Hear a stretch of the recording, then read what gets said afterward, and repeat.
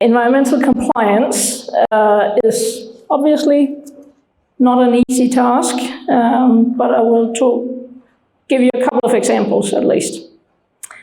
First of all, citizen science, some of you might not even know what that is. It's a specific term that came up in the mid-90s, also called public participation in scientific research. And we use it in many, many different fields, as you can see here. So ecology, I'll be talking quite a lot of that because I am an ecologist. But also in health, in climate change, in astronomy, in social sciences. So we can use it in a lot of different ways, and it is basically a tool. Citizen science is a method that we can apply in pretty much any field. A lot of it is. There are a lot of different ways of using it. Some of them are online. So some of you might know Zooniverse. Anyone know Zooniverse? Anyone participated ever in citizen science projects? No, okay. First off, Zooniverse is a great platform if you just want to check it out. Run by the Oxford University, it has over 100 different projects, pretty much within any kind of field that you could possibly imagine. So go there, try it out. It's a great platform. Researchers can put their projects on there for free if they live up to certain criteria and they're actually real research projects. So that makes sense, but it's really good stuff that they're doing. I don't work for them, so I can say that, right? So, first of all, I'll be talking a little bit about mobilizing collective intelligence for adapting to climate change in the Arctic, which was our case study in the Routledge Handbook. Then there's more information, I believe, out on the table as well. So, it basically came together thinking about the Arctic. The Nordic Agency for Development and Ecology that I work for are working a lot in the Arctic. And usually when we think about the Arctic, it's this wilderness. It's vast, it's remote, it's not a place where anybody lives. A few people do live there, but it's not that many. So it's a very low population density, and therefore we have trouble getting information. We can ask people to collect information, but they can only collect it where they live. In Greenland, for example, it's the south of Greenland. But on the other hand, in terms of climate change, it has one of the biggest impacts anywhere on the planet. Climate change issues are huge in the Arctic. It's really something that we need to focus on. And so Svalbard is one of the places where they have quite a few cruise ships coming around, only in the summer when they can actually go there. And we thought, well, cruise ships might work for us because they go to places where nobody lives. Nobody ever goes there apart from the cruise ships. Why not use the collective intelligence on board these cruise ships? So Svalbard, looking at it, is actually quite a biodiversity hotspot compared to, thinking of Greenland as a big lump of ice. There's nothing living there, but there is lots of different species of plants, quite a lot of different species of birds, whales, polar bears, walruses, seals. So there's a lot there, and most people go there specifically to experience this. And that's lucky for us. So we got quite a collective together. First of all, the Citizen Science Project representatives running citizen science projects, also the scientists behind it. But also the expedition cruise ship operators. We needed those to actually reach the people that we wanted to engage. So think of them as gatekeepers. Whenever we're trying to reach the public, there was a question, how are we actually going to do it? Think gatekeepers. Who are the people who will allow us to access a lot of people? So the citizen scientists, in this case, the visitors. And then on the side, we had the local government representatives who were also there.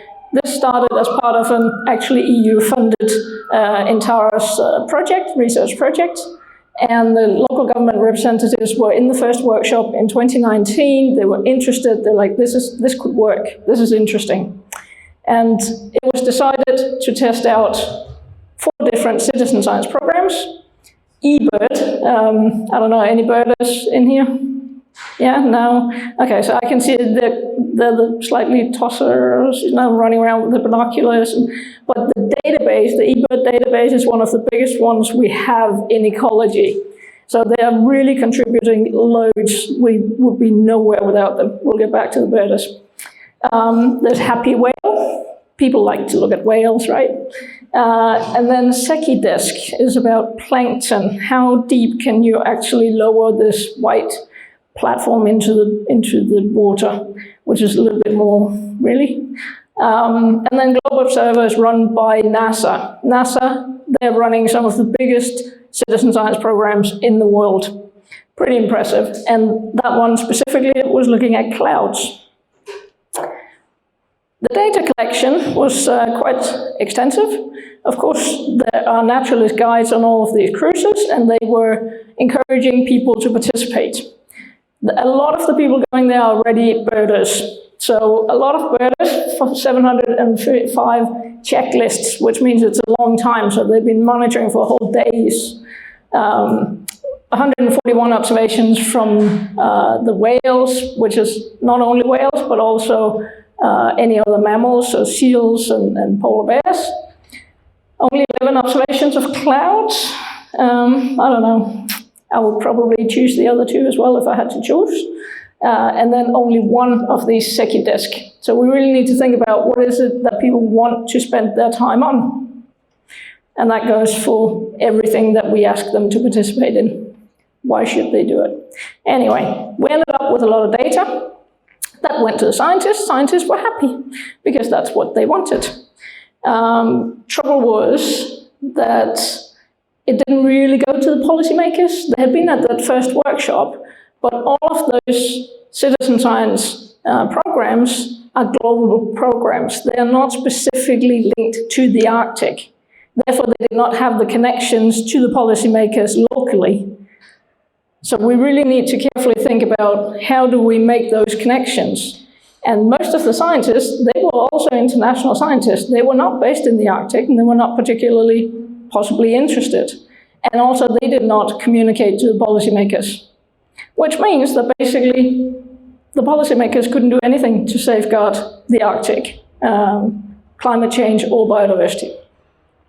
So how do we get from data to governance? Again, data needs to go to the scientists because they know what to do with it. It's not going to go to the policymakers. I mean, that's how data might look.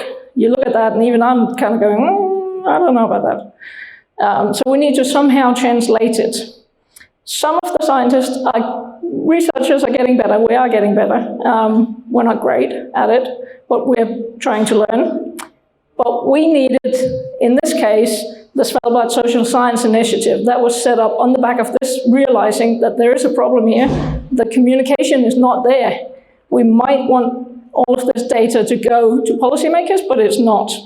So it's really important to have those intermediary organizations so that policymakers can actually make new policies, new regulations, or adapt the ones that are there to actually try to protect our lovely little planet. So intermediaries, we need it.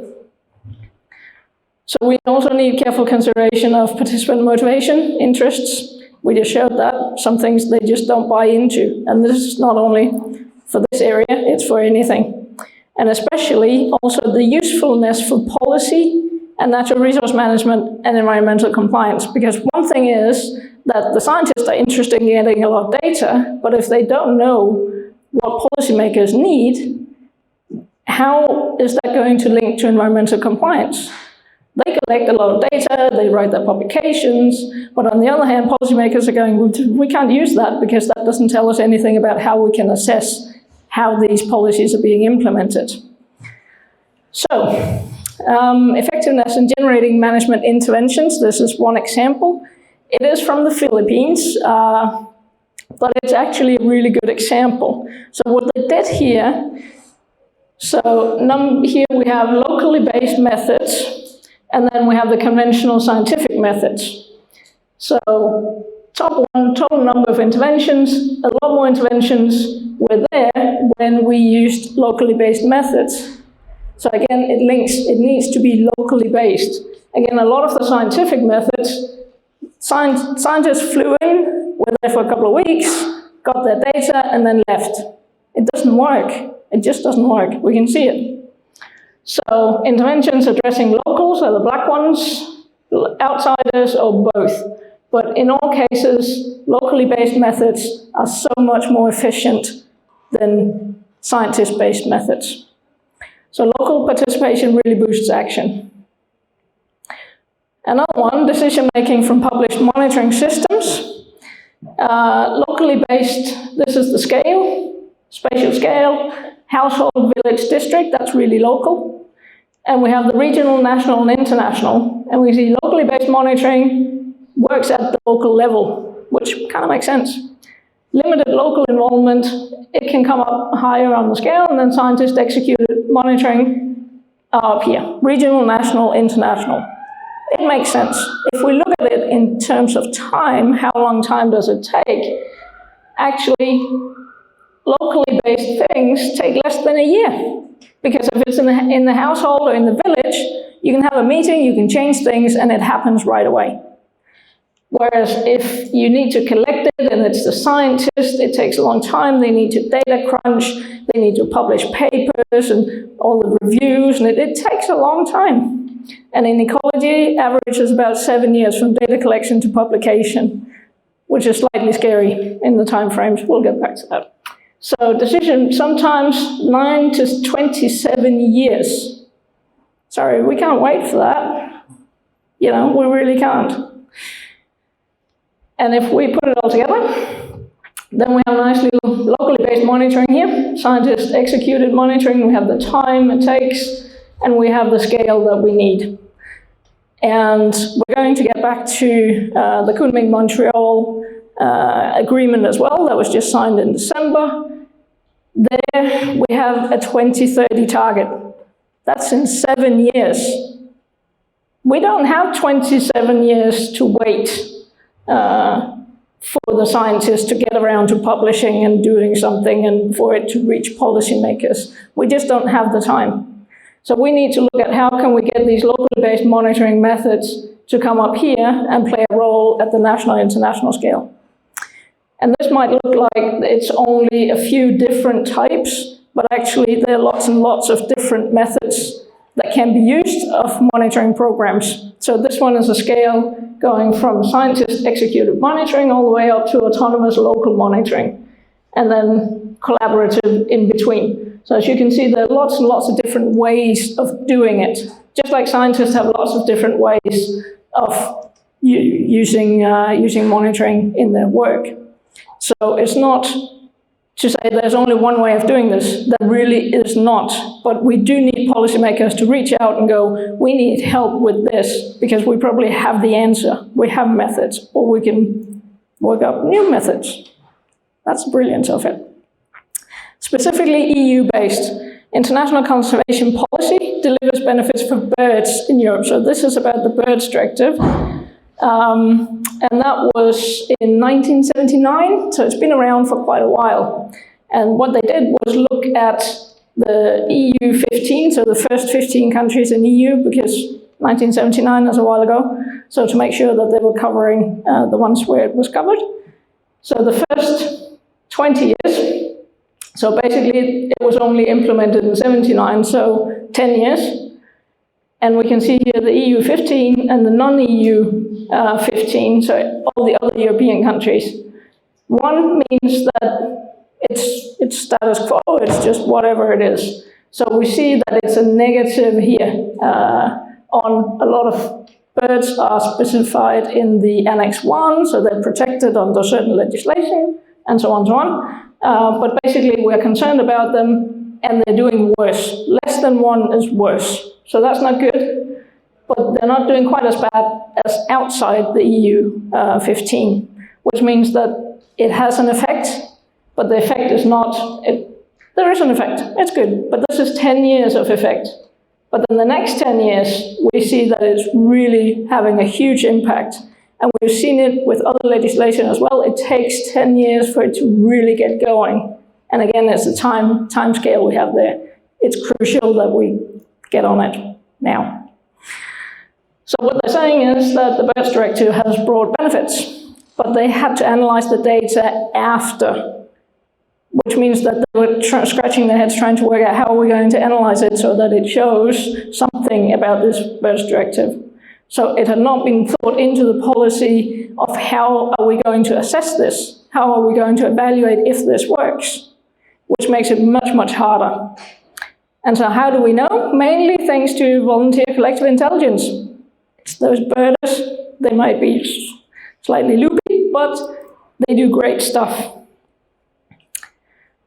What they're also saying is relatively simple. It's simple, grabbing binoculars, going for a walk, and then just adding the data. That's simple, but its robust population monitoring can play an important role in assessing the success of conservation policies. It really is important. If such policies were to provide support for monitoring, then we can evaluate it. So think about it, if you're thinking about policies, regulations, so on, how can we evaluate it? Setting targets that are both quantitative and measurable, again, indicators ideally, will increase the resolution of assessments. And until those two become integrated, the policy and the monitoring, then success of international conservation policies and protecting the planet's biodiversity will be difficult or even impossible to quantify. So we need to think about evaluation as soon as the policies come into place. And finally, the prognosis for biodiversity is really grim, because this lack of feedback can only serve to weaken international policy interventions at a time of unprecedented loss. This is where we are. We have a massive biodiversity crisis, we have a climate change crisis, and we need to deal with it now, not in 27 years, not in 2050, but now.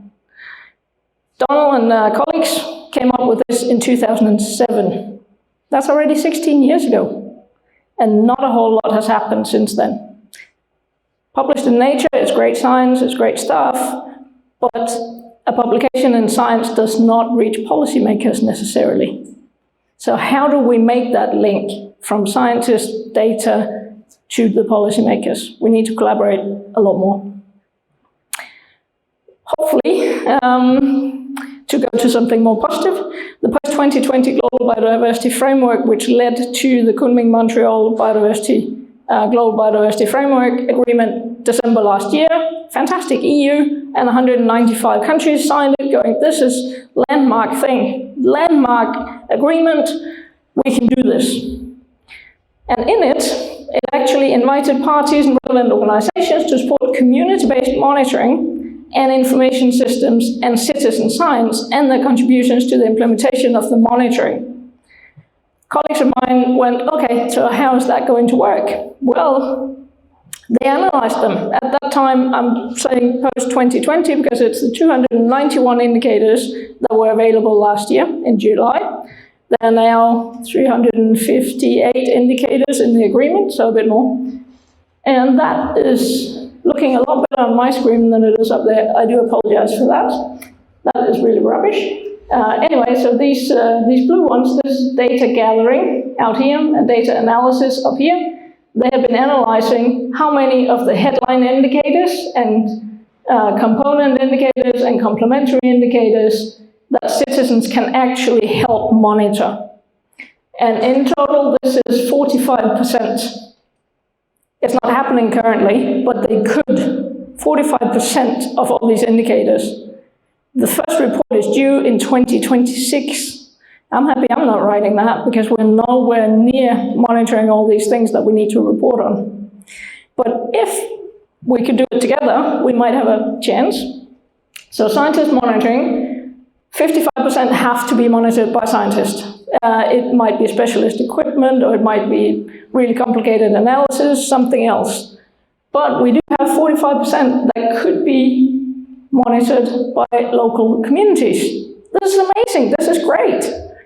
So how are we going to do it? Because currently it's not happening. So we need to set up programs, frameworks, and support systems so that this can happen. Because otherwise we're not gonna get there. We're not monitoring nowhere near all of those indicators. It's great, the indicators are there, so it's a step in the right direction because we know that we can measure them. Some of them, it's not defined how we're going to measure them yet, but work in progress.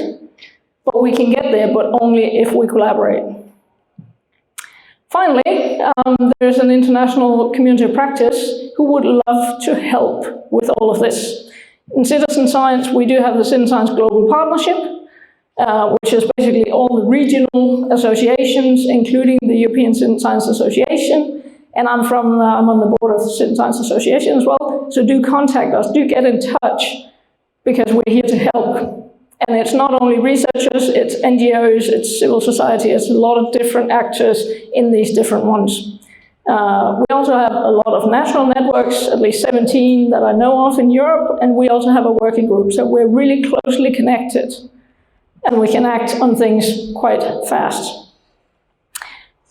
And you might go, well, is this going to happen? How can this work? And it can.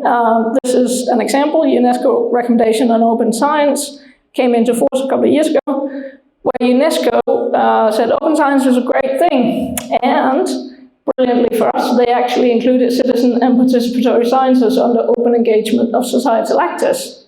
And we went, okay, so how are you going to do it? They, of course, turned around and went like, oh, can you help us? So they contacted the Citizen Science Global Partnership, and we have a Citizen Science and Open Science working group under that, and they asked us to come up with guidelines. We got 10 weeks. So we came up with a report on for the UNESCO Open Science Toolkit. So there is a toolkit out there, and this will be added to it, with guidance for the implementation of the UNESCO Open Science recommendation. So we can do it, and we can process things reasonably quickly. Ideally, if they're funded, there's a lot more interest in it, of course. We all need to eat. But it has happened, and we're willing to collaborate, and we are here to help. So you are looking for solutions, contact us, and we can work it out. Really briefly, benefits: enhancing our understanding through the collection of new knowledge collaborations, because it's not only the scientists who know, it's everybody. We already heard that. The collective is much better than domain experts alone. Shortening distance between public and policymakers, it's what we would all like. I think I don't need to tell you guys this. More public engagement, great thing. Better local regional management, we've seen it. It happens much faster if we actually include the people who will be involved in it or who it will affect. And finally, better and potentially faster compliance, implementation and monitoring if we can do it together with local people. So that is not how the slide was supposed to look. That's really interesting. But thank you.